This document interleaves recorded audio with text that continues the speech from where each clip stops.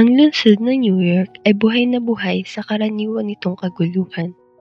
Mga kotseng bumubusina, mga kumikislap na neon signs, at mga taong kumikilos na parang isang hindi mapipigilang alon. Bawat isa ay abala sa kani-kanilang mundo. Si Olivia Parker, isang determinadong dalaga sa kalagitnaan ng kanyang 20s, ay humahabi sa gitna ng siksikang tao. Ang tibok ng kanyang puso ay sumasabay sa tiktak ng kanyang relong pambisi. Napakahalaga ng gabing ito. Ilang buwan na siyang naghanda para sa job interview sa Venet Corporation, isa sa pinakamaprestihiyosong kumpanya sa buong bansa. Alam niyang matindi ang kompetisyon sa posisyon at ang pagkakataong ito ay maaaring magbago ng kanyang buhay magpakailanman. Pagsapit niya sa kanto ng Broadway Avenue, mabilis ang kanyang tingin sa pagitan ng mga nagniningning na skyscraper at sa digital clock sa ibabaw ng isang newsstand.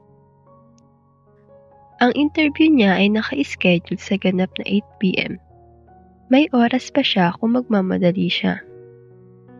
Ngunit habang binibilisan niya ang kanyang hakbang, may isang hindi inaasahang bagay na nagpabagal sa kanya.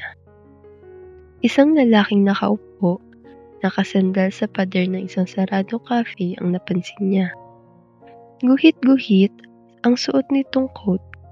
Ang mga kamay ay nakatago sa loob ng manggas para sa init. Isang gusgusing karatula ang nakahiga sa tabi nito at sa nanginginig na sulat kamay ay nakasulat, "Gutom, kiniginaw, kahit isang pagkain lang." Napalunok si Olivia. Sanay na siyang makakita ng mga palaboy. Sa dami ng mga ito sa New York, hindi na mabilang. Ngunit may kakaiba sa lalaking ito. Marahil ito ay dahil sa paraan ng kanyang pagyuko na parang nahihiya. O baka dahil sa kung paano ang mga tao ay dumaraan sa tabi niya na para bang wala siya roon. Lumapit siya ng bahagya. "Wag, Olivia, wala kang oras para dito." Sigaw ng kanyang isipan. Ang interview ay mahalaga. Kung makukuha niya ang trabahong iyon, sa wakas ay makakaalis na siya sa maliit niyang apartment. Mababayaran ang kanyang student loans at mapapatunayan sa sarili na sulit lahat ng kanyang paghihirap. Ngunit hindi gumalaw paabante ang kanyang mga paa. Sa halip, lumiko ang mga ito patungo sa cafe. Isang pagkain lang, sandali lang ito. Pumasok siya sa loob. Ang mainit na amoy ng bagong lutong kape at tinapay ay agad siyang sinalubong. Tumingin ang barista sa kanya na may pag-asang ekspresyon. "Pwedeng 2 turkey sandwich at isang large coffee?" Tanong niya, habang inilalabas ang kanyang pitaka. Ilang sandali ang lumipas. Muling lumabas si Olivia sa kalye at lumuhod sa tabi ng lalaki. "Kainin mo ito," sabi niya habang iniaabot ang sandwich sa kanyang mga kamay. Dahan-dahang itinaas ng lalaki ang kanyang ulo. Nagtagpo ang kanilang mga mata. Matatalim, mapang-usisang asul ng mga mata. At sa isang iglap, may naramdaman si Olivia na hindi niya may paliwanag. Isang kakaibang tindi na para bang pinag-aaralan siya ng lalaki. Magaspang ang kanyang mukha. Magulo ang balbas, ngunit sa kabila ng dumi at pagod, ay may kakaibang dignidad sa kanyang anyo. "Bakit?" tanong ng lalaki. Paos ang boses. Napakindad si Olivia. "Bakit ano? Bakit mo ko tinutulungan?" Nag-atubili siya sa bahagyang kumindat. "Kasi mukhang kailangan mo." Tinitigan siya ng lalaki ng ilang segundo pa, bago sa wakas ay inabot ang pagkain. Habang binubuksan niya ang balot ng sandwich, bahagyang nanginig ang kanyang mga kamay at napansin ni Olivia kung gaano kanipis ang kanyang mga daliri. Malinis ang mga kuko na tila hindi karaniwan para sa isang taong matagal ng palaboy. Napakunot noo siya pero binaliwala na lang ang iniisip. Kailangan ko nang umalis, aniya habang tumatayo. Ingat ka ha. Tumango lang ang lalaki, nakatitig pa rin habang siya'y naglalaho sa gitna ng mga tao. Kumagat siya sa sandwich, ngumunguya ng dahan-dahan at isang maliit ngunit tila alam ng ngiti ang gumuhit sa kanyang kalabi-labi. Tumango lang ang lalaki, nakatitig pa rin habang siya'y naglalaho sa gitna ng mga tao. Kumagat siya sa sandwich, ngumunguya ng dahan-dahan at isang maliit ngunit tila alam ng ngiti ang gumuhit sa kanyang labi. Wala siyang kamalay-malay. Tumakbo si Olivia pababa ng kalsada, umiilag sa mga pedestrian at taxi. Ang kanyang puso'y bumibilis ang tibok. Sa di kalayuan ay tanaw na niya ang gusali ng Bennett Corporation. Ang engrandeng entrada nito ay sinisinagan ng gintong ilaw.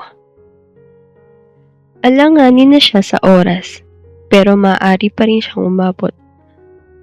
Pagpasok niya sa loob ng last doors, halos hindi pa siya nakakahinga nang tuluyan ay dumiretso na siya sa reception desk. Olivia Parker, para sa 8 p.m. interview kay Mr. Bennett. Aniya habang hinihingal. Tumingin ang receptionist, isang seryosong babaeng nasa 40s, sa orisan sa pader. Nanipis ang kanyang mga labi. Miss Parker, ang interview mo ay nakatakda 3 minuto na ang nakakaraan. Alam ko, pasensya na po, ako. Itinaas ng receptionist ang kanyang kamay. Hindi po tumatanggap si Mr. Bennett ng late interviews. Sobrang siksik ang kanyang schedule. Paumanhin, pero mukhang hindi niyo na po aabutan ang pagkakataong ito. Parang gumuho ang mundo ni Olivia. Please, wala bang kahit anong paraan na makausap ko pa rin siya? 5 minuto lang po. Napabuntong hininga ang receptionist. Tatanungin ko. Kinuha nito ang telepono. May binulong, saka tumango. Paumanhin, Miss Parker. Tumanggi po siya. Wala pong pangalawang pagkakataon.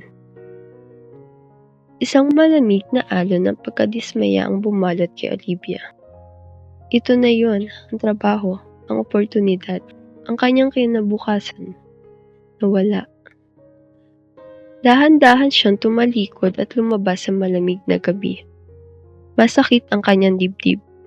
Hindi lang dahil sa hindi natuloy na interview, kundi dahil na rin sa pagdududang unti-unting sumisiksik sa kanyang isipan. Nagkamali ba siya?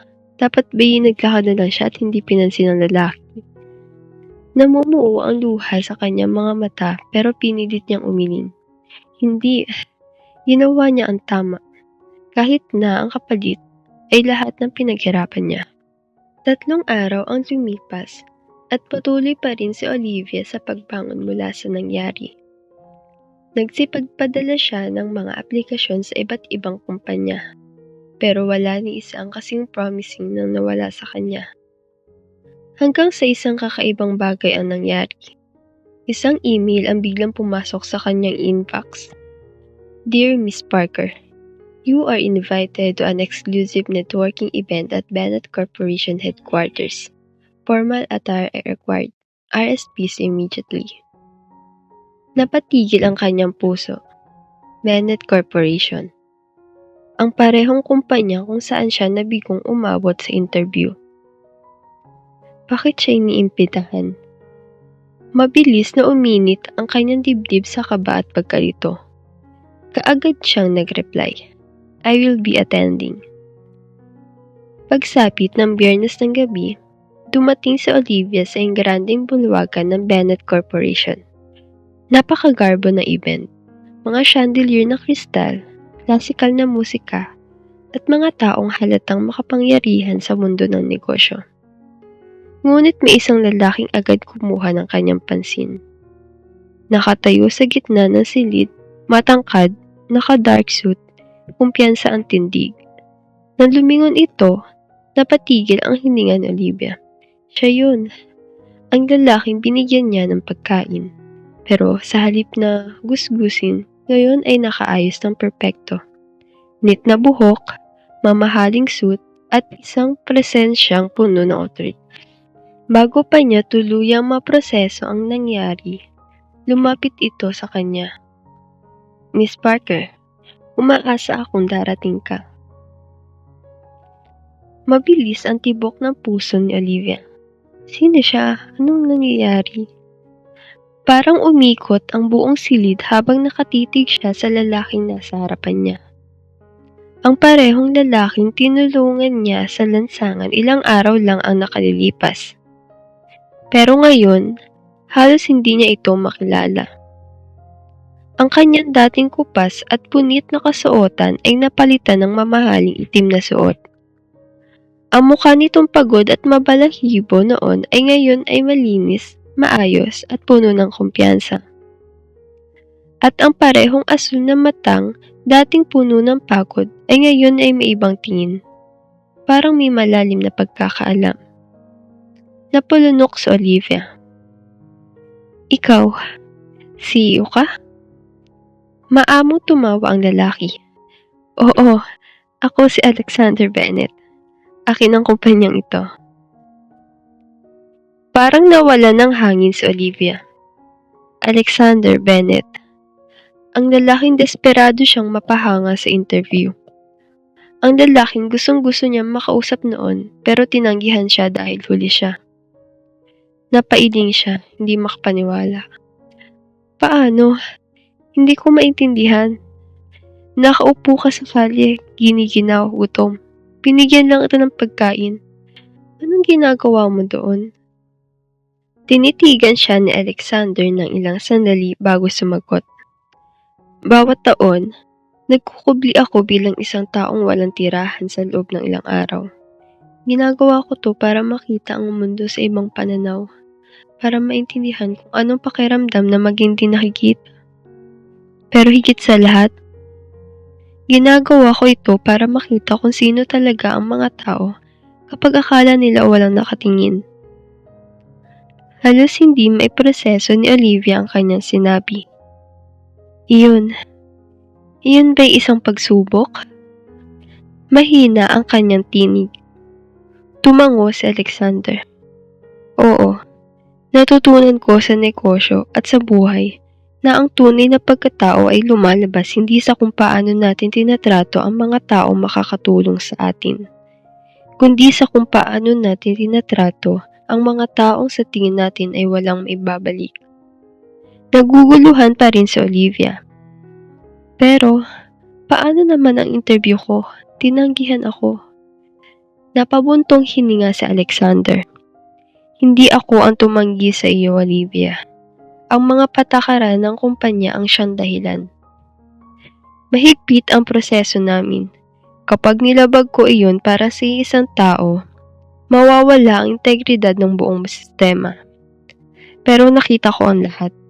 Alam ko kung nasaan ka noon at alam ko rin kung bakit ka nahuli. Napatigil ang hininga ni Olivia. Alam mo? Oo, sagot ni Alexander.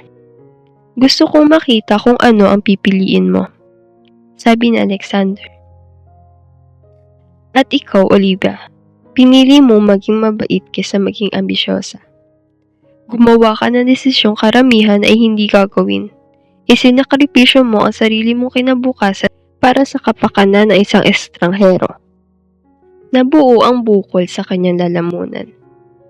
Ilang araw na niyang kinukwestiyon ang sarili, iniisip kung nagkamali siya ng desisyon. Ngunit ngayong kaharap niya ang CEO ng kumpanyang pinangarap niyang pasukan, isang nakakagulat na katotohanan ang pumungal sa kanya. Hindi pala siya nagkamali. Tinulig ng tinig ni Alexander ang kanyang mga iniisip. Iyan ang dahilan kung bakit kita ininyahan ngayong gabi. Muling bumilis ang tibok ng puso ni Olivia. Anong ibig mong sabihin? Lumapit ng dahan-dahan si Alexander. Gusto kitang kunin para magtrabaho sa akin, hindi para sa posisyong inaplayan mo, kundi para sa isang mas malaking papel. Hindi siya makapaniwala. Bakit ako? Tanong niya. Pilit pa ring iniuugnay ang lahat. May kakaibang tingin sa Alexander na hindi niya maipaliwanag. Dahil ang mga taong katulad mo ay bihira. Hindi mo ako tinulungan dahil may inaasahan kang kapalit. Tinulungan mo ako dahil iyon ang tama. At ang mga taong ganyan ang gusto kong makasama sa aking team. Napatigil sa paghinga si Olivia. Ito ay totoo. Nawala man ang pagkakataon niya makapag-interview, kapalit naman ay isang bagay na mas mahalaga. Ibinibigay mo ba sa akin ang trabaho? Tanong niya ng may pag-aalinlangan. Ngumiti si Alexander. Ibinibigay ko sa iyo ang isang pagkakataong magpapago ng buong buhay mo. Napakapit si Olivia sa gilid ng kanyang bestida. Lahat ng bahagi ng kanyang katawan ay nagsasabing tanggapin na. Pero, may sumulpot na pag-aalinlangan. Paano kung sobrang ganda nito para maging totoo? Paano kung isa na naman pagsubok ito? Kailangan niyang makasiguro. Bago ko ibigay ang sagot ko, wika ni Olivia, may kailangan ako malaman. Tumaas ang kilay ni Alexander. Sige, itanong mo. Huminga siya ng malalim. Paano ko malalaman na totoo ito? Na hindi mo lang ako nilalaro? Na hindi mo lang ako sinusubok ulit? At sa pagkakataon, may sumilip na kakaibang emosyon sa mukha ni Alexander. Nagbago ang ekspresyon ni Alexander. Pagsisisi, lungkot at paggalang. Dahan-dahan siyang tumango. Makatarungang tanong. At bago pa man siya makapaghanda, may inalabas si Alexander mula sa kanyang bulsa at inaabot sa kanya. Isang kontrata. Nanlaki ang mga mata ni Olivia. Totoo ito. Nanginginig ang kanyang mga daliri habang inaabot ito at sinulyapan ang unang mga linya. Napahinto siya sa paghinga nang mabasa ang mga salitang Senior Executive Position, Direct Advisor to the CEO. Napatingala siya gulat na gulat.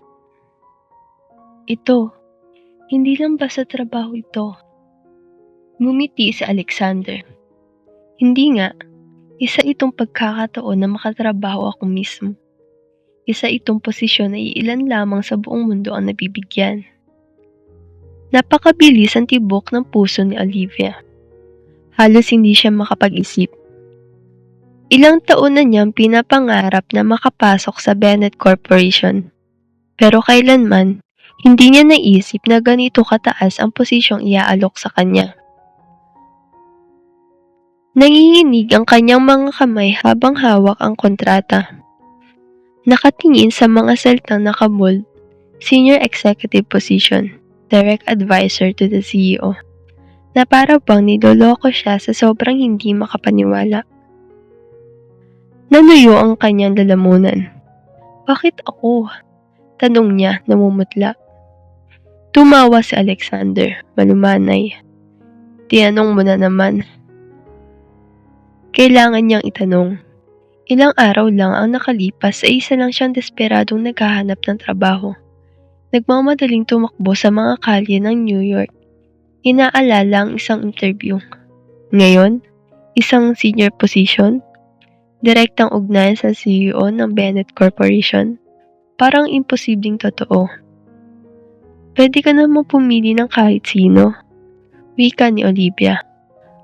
Mga taong mas may karanasan, mas maraming kwalifikasyon. Umiling si Alexander. Pinutol ang kanyang sasabihin.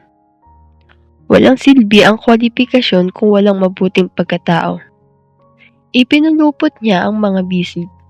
Ang kanyang mala-asul na mga mata ay nagliliyab sa kaseryosohan. Itinayo ko ang kumpanya ito sa wala.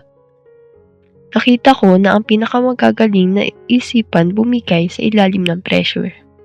Nakita ko ang mga dalubhasang profesional gumawa ng makasariling desisyon na sumira sa buong team.